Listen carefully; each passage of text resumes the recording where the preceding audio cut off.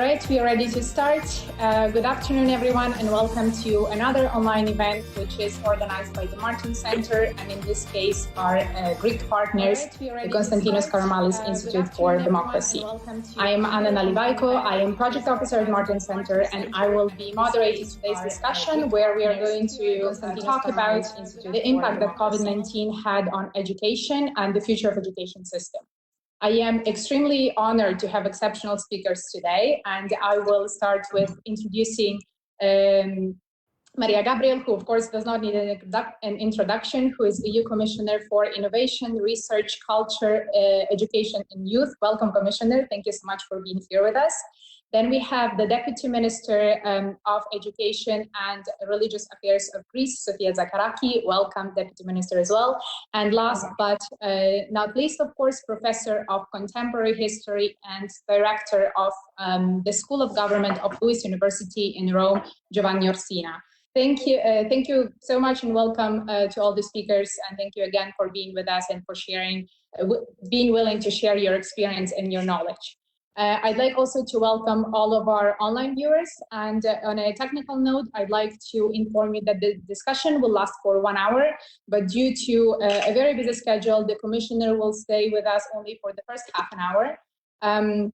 Having said that, we would like still to give you, to our viewers, the opportunity to ask the Commissioner some questions. So after going into the first round of questions with our panelists, we will take 1 or 2 questions from the audience to the Commissioner. So please free to leave any questions that you wish for the Commissioner in the comment section on the live stream. And with regards to the other speakers, we will leave at the end of the discussion some moments to take your questions as well that you can leave in the comment section. So I will not take away further time. I'm just going to very briefly introduce the topic that we're going to discuss and give some background information to what led us to discuss indeed this topic today. Of course, COVID-19 had an unprecedented impact on education and continuation of learning. We have seen schools all over the world and all over Europe closing, and an interruption of the learning experience. As a result, the member states and schools and education and universities, they have tried to assure the education through technology that was at their disposal. This technology, of course, did not come without challenges, because, of course, to have this learning experience, there has to be access to digital devices, to good internet connection, to parent support, and the teachers and the professors have to be literate in the digital technology. So, Commissioner, I'd like to ask you the following. Education is, of course, a competence of the member states, but can you tell us what steps the EU has taken in order to support the member states and the education institutions to provide the continuation of learning experience? And also, you're leading the Commission's work on the European education area. Can you tell us more what this is about, and if COVID-19 had any impact on it, and what is the current state of play? So, Commissioner, the floor is yours. Thank you. Thank you very much, Anna, and thank you very much to the entire team for organizing these debates. Yes, you said it very clearly, this is an unprecedented situation, but again, people in the education field has shown us how extraordinary is their dedication, creativity, and motivation. That's why I would like to start by saying again, thank you very much to all the teachers, pupils, institutions, because definitely during this crisis, we all have seen how important are digital skills, new technologies, and what we can do better. And you said it, Anna, yes, this is a competence for member states, but we as a European Commission, we have an important role to play, especially when the time is coming for communication, for exchanging best practices and using good examples. That's why allow me here to underline 2 main topics. First of all, immediately with the start of this crisis, we launched a web page gathering online materials. That means that all our teachers, educators, they can have access to free online courses, tutorials, and teaching materials. That was quite impressive, the mobilization of our eTwinning platform. I'm very proud of them because what we have seen that teachers and schools are very much mobilized in order to provide as much as possible methodologies and quality content to those that need this. Third, we have our school education gateway. It's a website that provides a collection of articles and resources open to all. Definitely, we need to continue on this. And allow me just to remind that the 6th of April, the Gateway published an overview of member states' website for online materials, online school education. And now we are adding tutorials and webinars on online teaching. I think that definitely here we need to continue to promote this. At the same time, as at the beginning, we as a European Commission, we make this at the disposal of our member states a horizontal initiative that was the Corona Response Investment Initiative. And we really allowed our member states to use a complete flexibility in order to use unspent structural fund for distance learning. And now what is very encouraging for me is that since more than 1 month, we launched a platform where member states can use these examples, can exchange good practices, and I hope that the biggest part of them, definitely they will use this possibility. Next week, I have another video conference with the Ministers of Education. I think that it will be a good occasion to have a clear state of play, how they manage to use this horizontal initiative, but on the other side, to stay very open to innovation and to learn from each other. Another important aspect is, of course, it's our Erasmus Plus students. You know how this program is a symbol for all of us. Now, what I would like to say, that we are in a regular contact with national agencies and we allow them to apply the force majeure clauses. And if the numbers are correct, now we don't have so much cases where our students are not in safe situation or they face problems. In any case, I would like just to plead here, please continue to provide us examples and don't hesitate really to share with us this information, because actually we know that 70% of our students with long-term mobility canceled their mobility, but 30% continued with a successful online learning and distance learning. And the numbers are a little bit different when we talk about short-term mobility. It's 60% cancel the mobility and 40% continue. Of course, numbers are quite living thing, so we'll continue to receive some more information from the national agencies. Now, what's about the European education area? Thank you very much for raising this issue, because I think that we have here a unique opportunity to show some lessons learned during the crisis. And that will be at least my ambition with the European education area, to show clearly that what we would like to do in this field of education is in order to equip our citizens with the necessary skills and competencies to succeed. And the other thing, to be very clear, no one should be left behind, because this crisis has shown that there is some common challenges between our member states. We need to continue to work on connectivity, especially for rural areas, remote areas. We need to continue to work on equipment. We have children without tablets, without the possibility to join this process. And that's why in this framework of the European education area, I will pay special attention to some of the initiatives. First, and that will be something very soon that will come, it's our Digital Education Action Plan. We'll build on the success of the previous one. We'll continue definitely with some of the most successful initiatives like European Code Week or Safer Internet for EU. And this crisis has shown how important is media literacy and critical thinking, and to tackle the disinformation with a very, very young pupils. And in this Digital Education Action Plan, I will put an accent on connectivity, on artificial intelligence, but definitely what is important for me is here to be sure that this time digital learning is a reality for all. And there will be a lot of initiatives. Second thing, when we talk about no one should be left behind, let's be very realistic. Even now, we have educational poverty within the European Union, and that will be quite important to better support pupils from a disadvantaged background.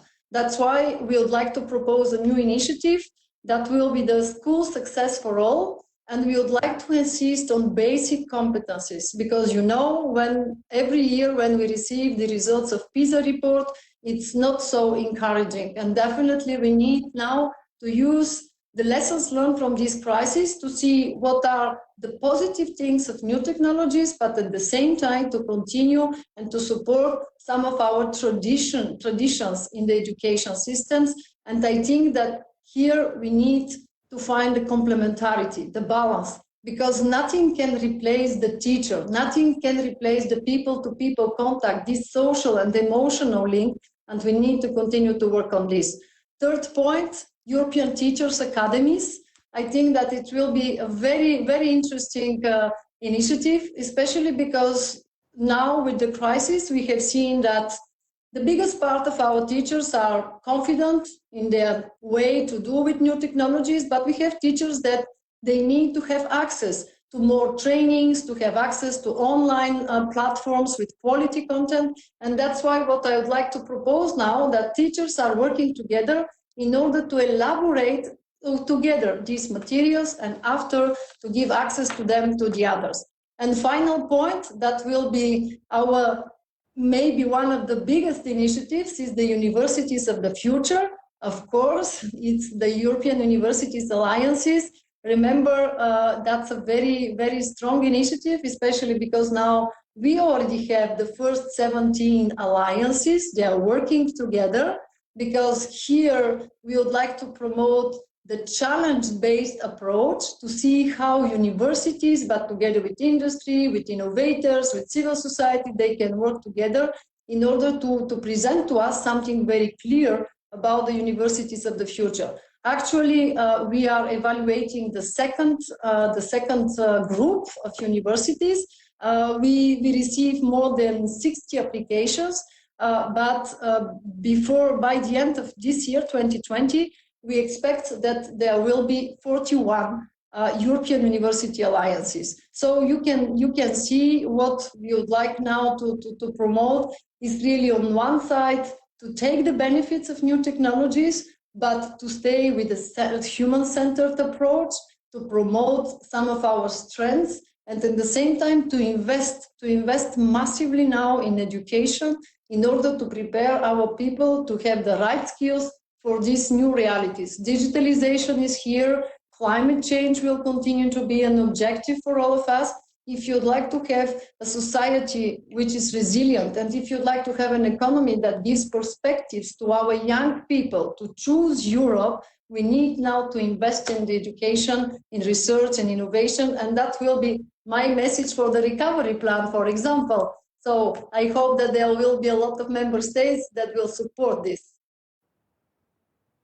Thank you so much, Commissioner. I think you covered so much ground and gave so much input for us to continue the discussion. And in fact, one of the things you said, which is crucial here, is I think the exchange of experience and best practices. I think this is really, really important within the union to really share this experience and expertise and practices that some countries have with other countries. And on that note, I'd like to address the Deputy Minister Zakaraki and ask you, we have seen in different countries, many tools that were used to continue the teaching, such as online platforms, social media in some cases, even TV programs and radio broadcasts. So can you tell us how did Greece tackle the closure of schools and what tools Greek schools and university used? And maybe if you can give us an insight into the digital literacy among teachers and students in your country. Dear Anna, thank you very much. And Martin Center, Kanamanlis Institute, again, thank you for this unique opportunity to address such a hotly debated issue. Dear Commissioner, dear Professor, it is truly an honor to be here with you, and of course, the numerous viewers who are now online streaming and watching this conversation, which, as I said just prior to that is a debate which is happening all over the world. And of course, in countries where the schools had to close down and they had to close due to coronavirus, which was an unprecedented crisis. Nobody expected that 2 months ago our schools would close down, and nobody expected that our systems would have to be mobilized in a way, and despite the bureaucracy and red tape, mobilized in a way that we would give very rapid responses. And I think that this is the key element, the rapid response to this new situation. Of course, as I said, unprecedented crisis. Unprecedented crisis means that we also had to think creatively because the situation was there. The literacy, the digital literacy was there. The lack of equipment was there. So we had to act swiftly. Let me give you just some rough numbers of where we started and where we actually headed. And that all in no more than 20 days. We used digital platforms. We used digital education platforms that were already in place. But imagine, if you can imagine the number, up until the 10th of March, only 10,000 students had a personal account in these digital platforms. In only 10 days' time, 1 million students entered and actually accessed the digital education platforms. And the number of the teachers is equally impressive. Prior to that, it was about 100,000 teachers that owned an account, and now more than 200,000 teachers own an account. And I mean public schools, private schools, and we also address the university closures, but turning into an online courses, which is now has reached more than 95% attendance. And it was easier for students, university students, because they were more accustomed to this kind of learning. So if I had to compare primary, secondary education, that is my competence, and tertiary education, I would say that the tertiary students, that the university students were readier, let's say, were were ready to accept this challenge. Now, the numbers were very impressive. Was the actual involvement in everyday online courses as impressive? That was a struggle. And I can tell you it was a struggle also to network failure, because you understand that all networks were burdened. We turned to teleworking as we turned to teleeducation. So the challenges were there. We had to meet them. The schools chose to either address the children in an online course by using a platform that was offered by the Greek education system, by the Greek Ministry of Education, or either use the other platforms that were non-synchronized. That means that the teachers prepared online material and then it was sent over to the students.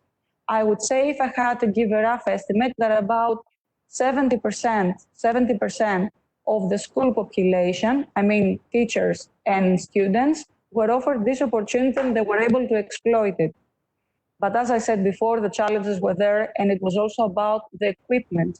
We all come to realize that, of course, no single school in Greece was able to offer a laptop or a tablet to each teacher. And of course, not every household, Greek household, offered one tablet or two tablets, or at the same time, when you have 2 children or 3 children, be able to meet the challenge of having them all online at the same time. So you understand that it was, after a while, it was also a family struggle to be able to access your laptop or your tablet and be able to be educated online with your teacher. So, number one, lack of equipment.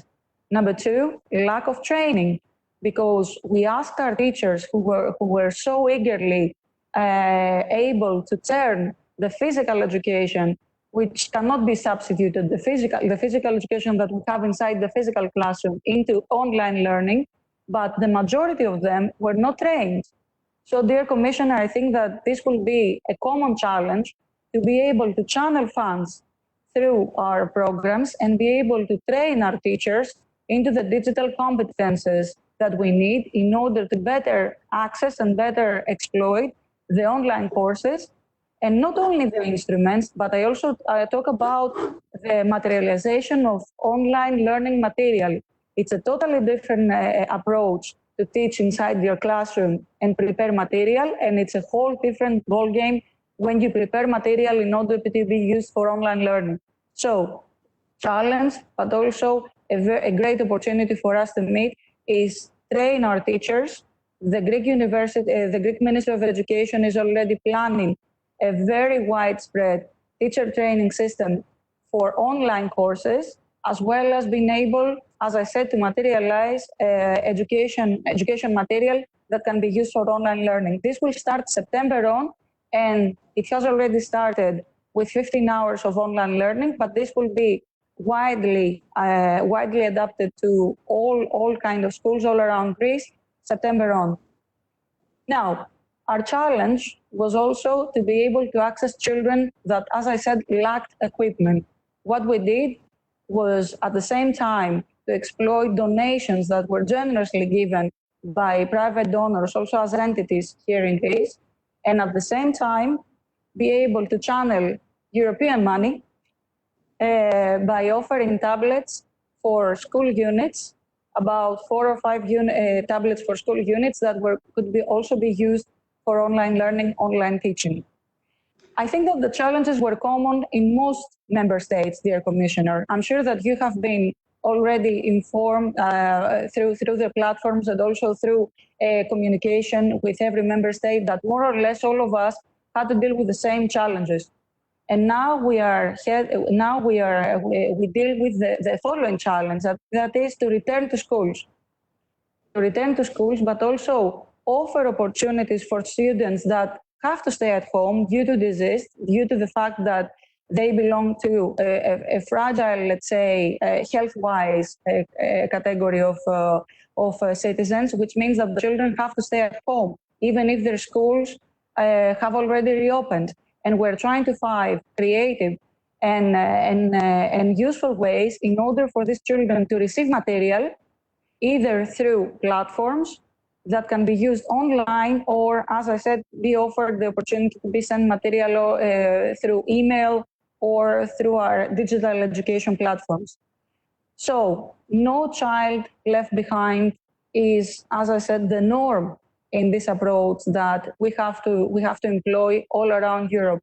How we can make this happen is by, first of all, assessing how this process developed these past 2 months, assessing the education impact that it had on children, assessing it through our relevant services and be able to plan better for September in order to take advantage of all the lessons learned and be able to meet the challenges of equipment, teacher training and student training, the people and the factors that made this all happen, and they made this a reality. And it was the teachers who put up the struggle, and it was the students themselves and their parents that were able at the same time to meet the challenges of online learning at home.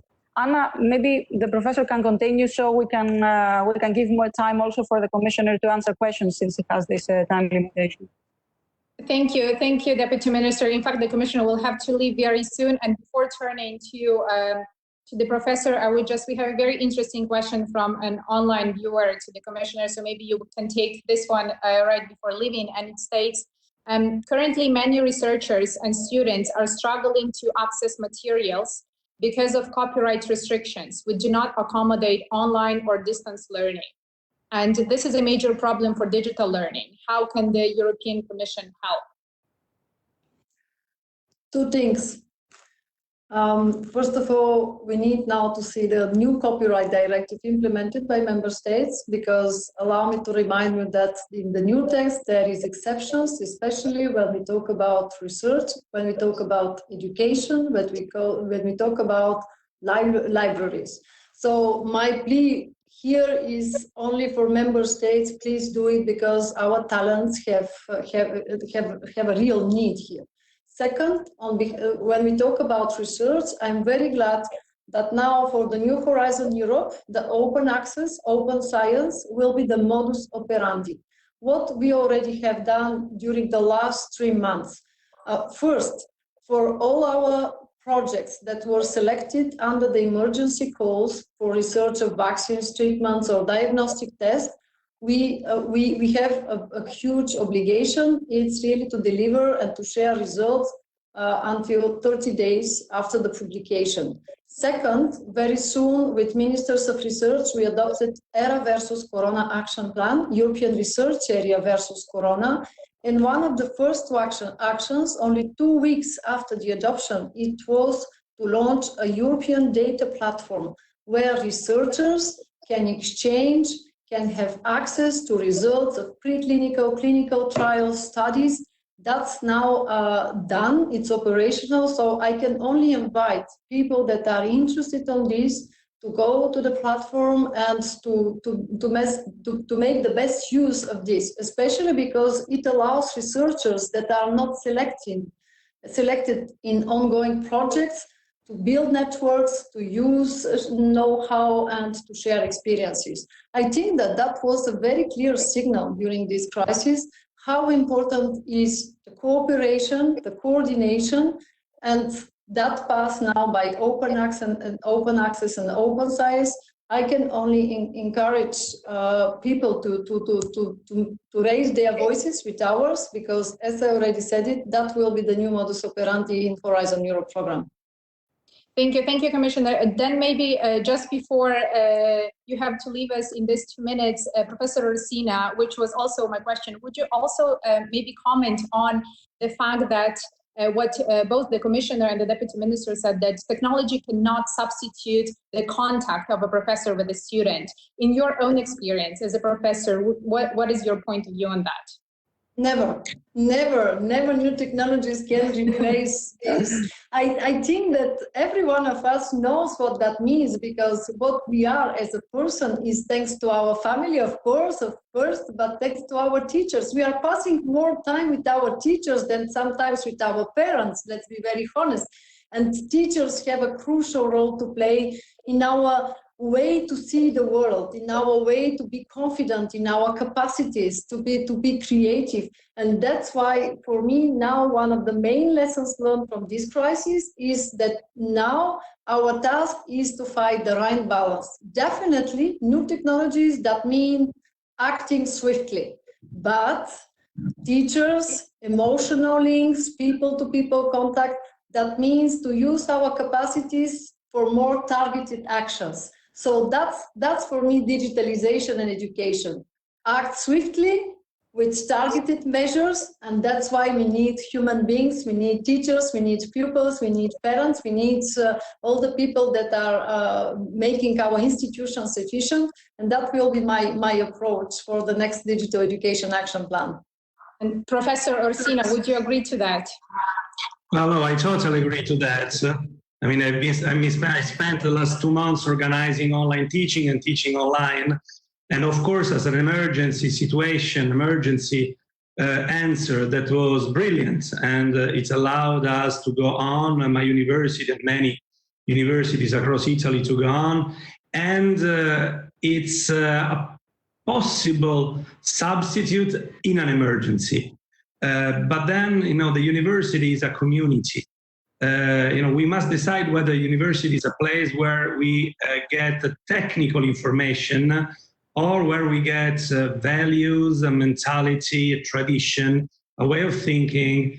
Now, if that is a university, and if also in the future and in the global communication society, the university must remain a community where a culture is being taught, then we need physical contact. We need teachers and professors and students to have dinner together, to have lunch together, to meet at the canteen, to meet in the libraries, to spend time together. We need kids to stay together, because we all know that in a university you learn from your peers, possibly even more than you learn from your teachers, and you discuss what your teachers tell you, and that's how you grow. So if that is something that this society and this civilization will need also in the future, and I'm partial, of course, I'm an historian, so I think it will, then absolutely we need to go on teaching physically and having the old style university of teachers and pupils.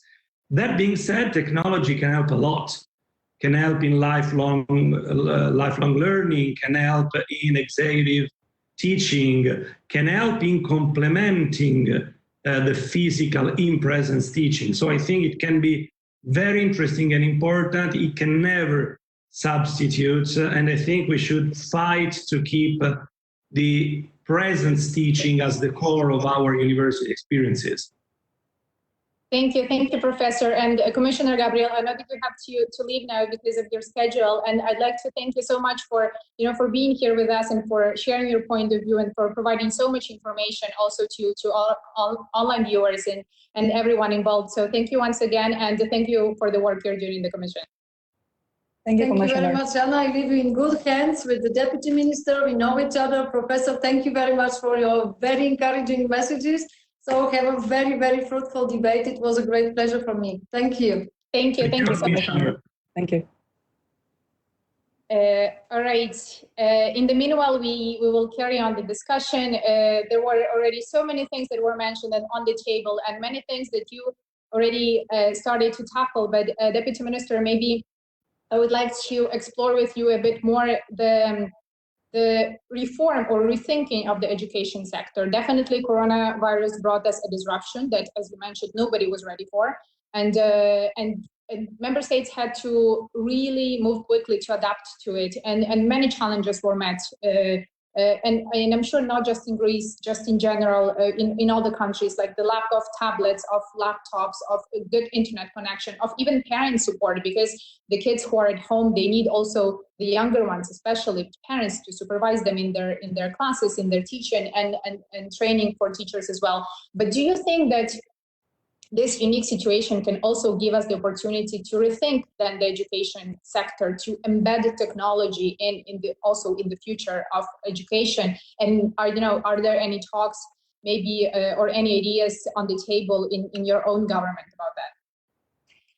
Anna, thank you very much for the question, and thank you, Professor, because you made it very clear that physical presence, either it is whether it is in the amphitheater, whether it is in a classroom of 15 to 20 or 25 people, it cannot be substituted, let's say, but something which is very useful, very adaptable to the current challenges, and of course the challenge of ongoing, let's say, technological progress. But still, this magical thing that is happening when you are able to address also in a verbal and a non-verbal way your student is something really important.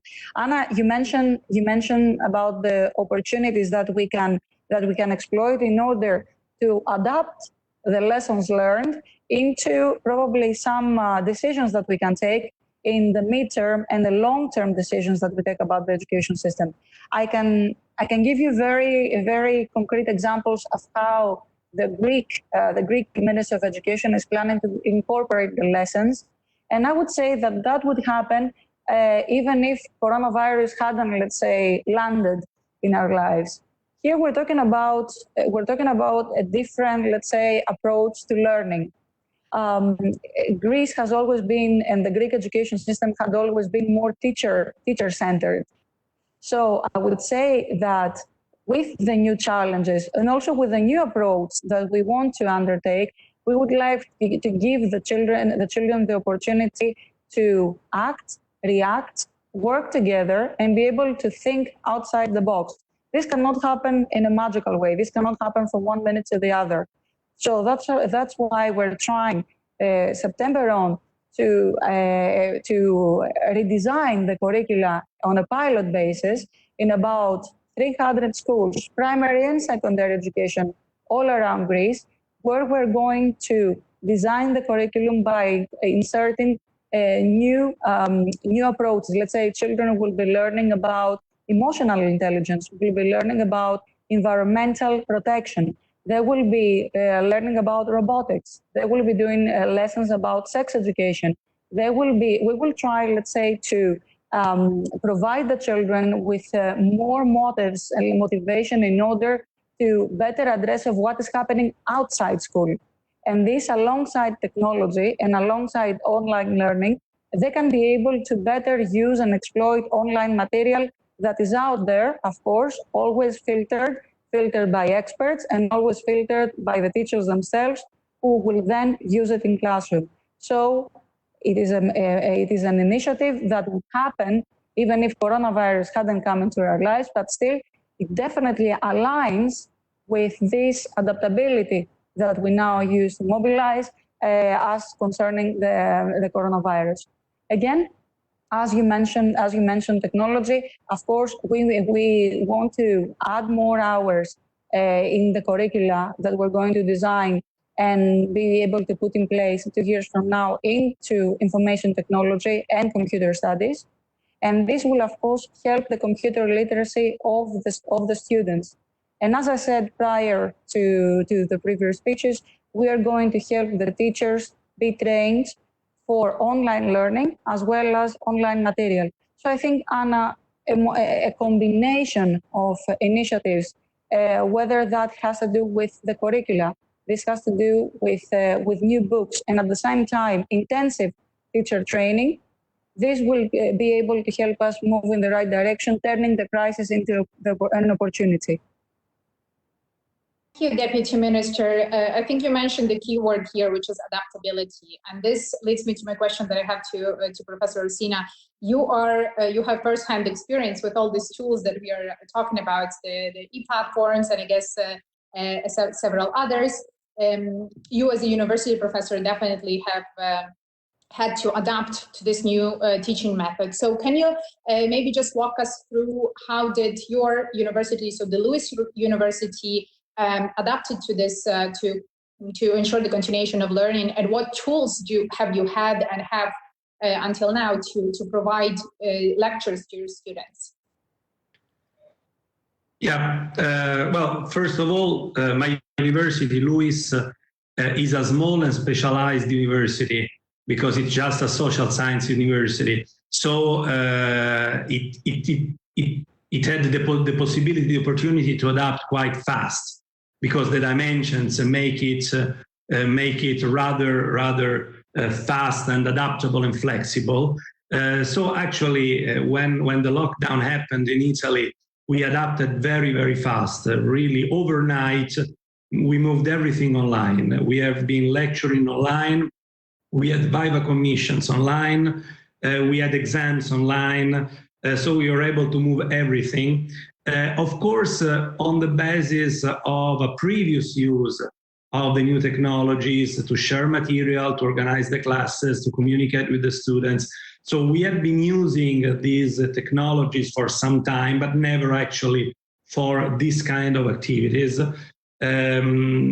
So we had a kind of a story. We had been discussing about moving part of the teaching online for many years, but then the crisis has actually imposed a dramatic acceleration on all that. The instruments, I mean, one of the major instruments is actually the instrument we are using now. This is a Cisco WebEx. This is not a platform that is meant for teaching. This is a platform that is meant for conferences, but this is what we had at our disposal 2 months ago, and so we went immediately on Cisco. And as I was saying before, this was very good for the emergency, and this allowed us to go on teaching and to go on business as usual and life as usual, and that was very important. But this has remained an emergency situation, an emergency solution. One of the reasons also is that we actually moved online teaching that was meant to be done in presence. So of course, teachers didn't have the time to adapt the syllabi, to adapt the way of teaching, to reschedule their lectures, to change their methods. 1 week we were teaching live, next week we were teaching online. So it was the live teaching moved online. Now, this doesn't work. And this can be an emergency solution, but cannot work. Online teaching is something totally different, must be thought, imagined and planned to be online. Otherwise it is complicated, and otherwise, basically you end up lecturing for 2 hours as you would do in a normal classroom, but the attention span online, of course, is not the same that you have when you are in presence. And webinars are 1 hour, and this is a very clever and proper choice, exactly because there is an attention span. This is one of the issues. The other issues is, of course, numbers. When you have a very large class, by very large in my university, I mean 100 people, 120 people, online, this tends to become complicated.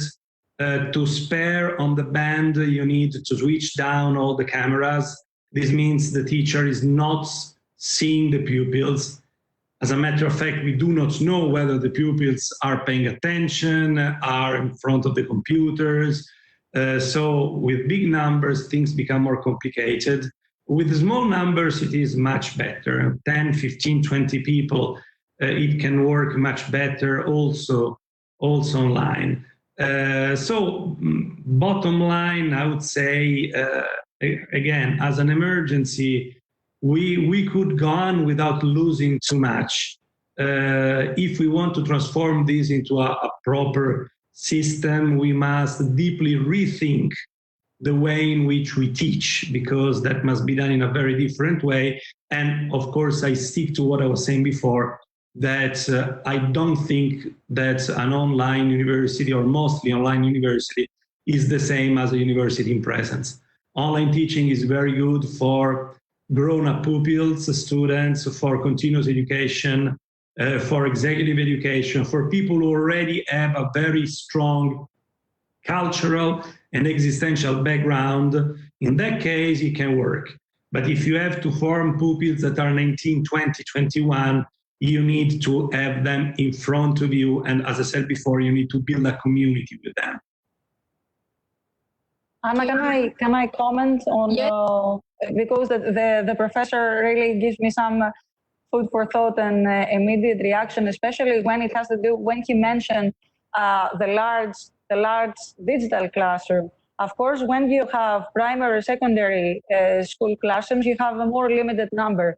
At the same time, the level of immaturity, you understand, and the age plays this important role. And then it is the parent at home, when at home, of course, when you have the opportunity, or any guardian at home, that then plays the multiple role of either teleworking or helping the children to either access the online course. We also use the Cisco platform here in Greece. It was offered for free to all schools around Greece by the Greek Ministry of Education.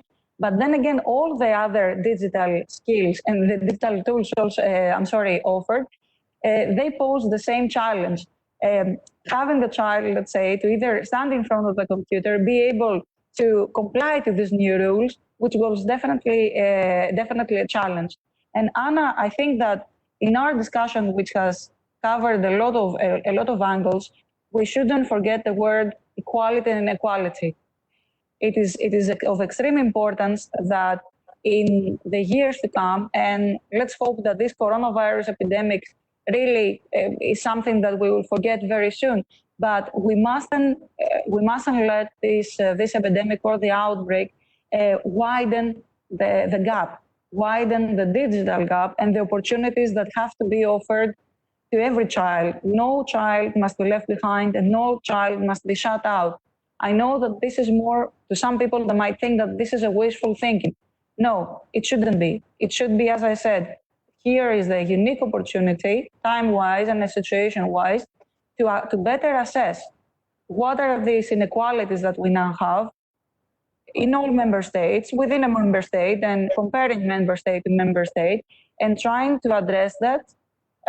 Of course, the immediate focus is on technology and tools, but then again, the most compelling quality is human compassion. So at the same time, we have different angles that we have to think. We have to think about how children now react, and teachers now, to this online education, then meeting the challenge of not widening, but at the same time narrowing the education gap, and never forgetting about the human compassion and the human presence. And this, as the professor said and the commissioner said, this unique element that is happening within the physical education, the physical presence in classroom. Thank you, Deputy Minister. I think we have a few minutes now before the end to take some questions from our online viewers that are coming in. So we have actually a question for you, Deputy Minister. What do you expect from the MFF and the Recovery Fund in terms of funding digital education in member states? I expect, first of all, that during the design of the programs that we talk about the equipment, that we talk about better equipping schools in a regional and central periphery in order to be able to meet challenges. And of course, at the same time, as I said before, to be able to address also the digital gap, and this will also happen with teacher training, with the exploitation of tools, as it has to do with accreditation of students' skills when we talk about computer science and computer use. So the digital skills accreditation also channeled through the design of tools through the new MFF. So equipment, teacher training, and then through that we can be able to also redesign curricula in all member states in order to meet the challenges of tomorrow.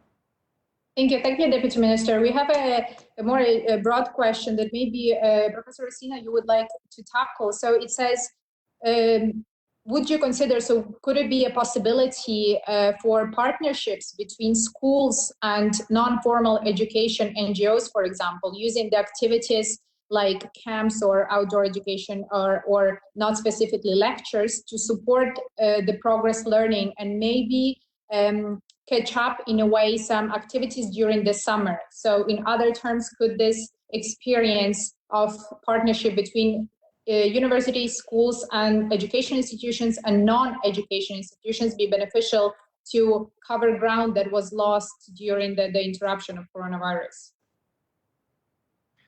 The general answer is yes. I think this is something we have been reflecting about. That, as a matter of fact, the new technologies, communication technologies, can help put the educational institutions in touch with professional expertise. Of course, this can be much easier because you must not have people that travel. You can have guests. So all the, let's say, complement to ordinary academic teaching can actually be done easily with these technologies. And in a way, this is a bit what we, one of the, I think, the most interesting things we have learned thanks to this crisis, which is that for seminars, webinars, for having international connections, this can work very well, and you don't lose very much. I mean, of course, if you go to a congress, to a seminar, you meet people, you eat a sandwich together, you have dinner together. That is very important, and that should not be lost. But sometimes it can be very useful, far more handy, far easier to organize something like this. And with this, you can really have an international community. It's very easy, and you can bring this to the students. And to have that kind of connection between professionals and students. I'm not so sure this can be a substitution for a summer experience. I don't know whether the person who was asking the question was thinking about an internship or whatever. You know, in that case, for students, for thinking, of course, about university, but also high school students, it's very important to go in a place, to breathe the air of a place where people are working. That is so important for students. They don't know what working means. So it's very important. You go into an office, you meet people, you breathe the air, you understand the logic, you understand what it means to work. And again, this is something you can do physically in presence. You cannot do thanks to any communication technology. So in general, yes, I'm not so sure this can be a good substitute for any summertime experiential connection between professionals and students. Anna, can I add something to that? You mentioned you mentioned before the cooperation, and you mentioned again, of course, the professor made mention to that. I wanted to add the word research. When we talk about designing what will happen in the next program period, research, I think, is a key word. So when it comes for a lot of member states and European partnerships and missions to take place, research is going to be, I think, a key factor, which addresses at the same time a lot of things that we now discuss.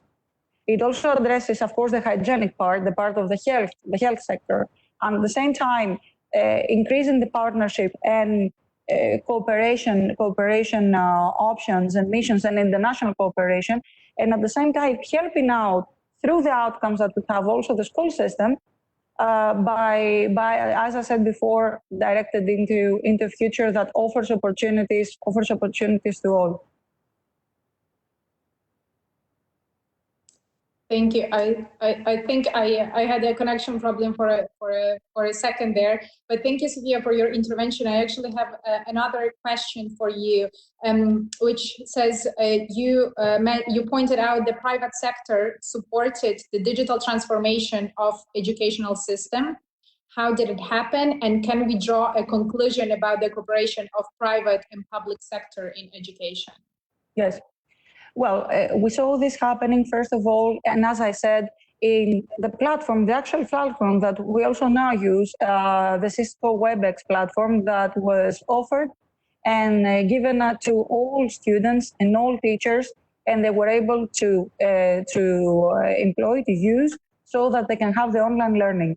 So apart from the existing public digital education platforms that were in place for many years in Greece, but not widely known, Anna. So it was also an opportunity for the wider audience to know that the Greek education system and the Greek Ministry of Education offered online platforms. People used to know them before through e-twinning, you know, the people that already used online instruments. So in order to go back to your question, yes, we had, of course, the cooperation of companies like Cisco, which offered the platform, and at the same time we had private companies and other entities that offered a lot of tablets and a lot of equipment for schools to use. So I would say that there is space for cooperation and there is space for creative, let's say, cooperation. Let me give you one single example. For about a month ago, we decided to pair up and cooperate with a group of enthusiasts, a group of young people who offer an online tool called Tipping Point. Tipping Point is a professional guidance tool, and professional guidance and orientation is something that is very crucial, especially at the ages of, let's say, 12 to 15. So we were able to offer this through the cooperation with this entity to all vocational high school students. And I think this was also a gain, a real gain, that we also learned to cooperate, taking the best out of these cooperations and be able to apply best practices also in public schools. All right, thank you. Thank you so much, Deputy Minister. And Professor Orsina, maybe I will have one last question for you before we wrap up. It asks, in what ways do you think the EU will manage to preserve the real core of humanitarian values in our education system in the years to come? That is a very broad question, and no, my general remark as a humanist, I mean, I take that the question is about humanist values. Humanitarian, of course, is something slightly different. As a person, as an historian, so a person is thinks of himself as a humanist. It is not very easy to safeguard humanistic values in a globalizing world. This is because humanistic values tend to, let's say, grow inside a tradition. They don't tend to be universalistic, even though they can be universalized, and they tend to believe in the dialogue between different ways of looking at the world.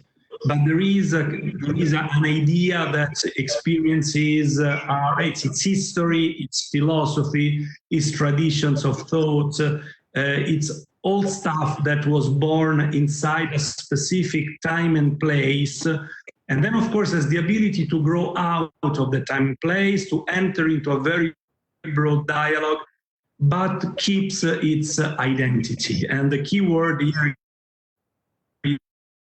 is an identity that is opposed to others. This is not an aggressive identity, but nonetheless, it is an identity. And so this is, in a globalizing world, this becomes difficult, and the globalizing world, of course, tends to promote kinds of knowledge that are universalistic, which is scientific knowledge of the hard sciences and also the soft sciences, rather than knowledge that tends to be time and place specific, at least in its origins. So what I believe is that Europe should make a very deep reflection on this and to try and give more, I think, space and more importance to the preservation of its own identity, which of course, being the European identity, is very diverse, is very plural, but nonetheless has its own core, because this is what would keep the uniqueness of the European experience. I think this is something that should be done also in the programs of the EU. I understand the trend towards, giving more importance to the hard sciences. I totally understand the competition in hard sciences and technologies. I'm afraid that in that case, we would have very big instruments, but not very big brains to use the instruments. And that's not good. We should work on the instruments, but also work on the humans that are behind the instruments. Thank you. Thank you so much, Professor. I think it was a beautiful ending to our discussion.